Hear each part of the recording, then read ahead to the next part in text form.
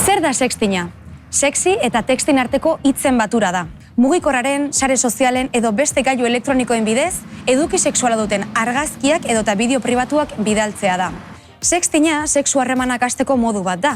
Bai lehendik elkar ezagutzen duten pertsonan artean eta baita ez ezagunen artean ere. Hasiera batean ez dauka zertan txarra izan, baldin eta bi helduren artean egiten bada eta biek onartuta.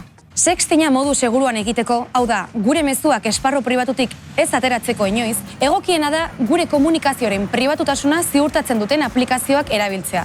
Eta batez ere, gure materiala ezabatzeko aukera izan behar dugu. Eta kontuan hartu, sextina legala dela soilik bi helduren artean egiten denean. Kontuz, material sexuala, argazkiak edota bideo pribatuak bidaltzean. Zuk pertsona bakar bati bidali arren, besteak sareetan zabal dezake. Ez esateko eskubidea daukazu. Eta beste pertsonak benetan estimatzen bazaitu, zure erabakia errespetatu egin behar du.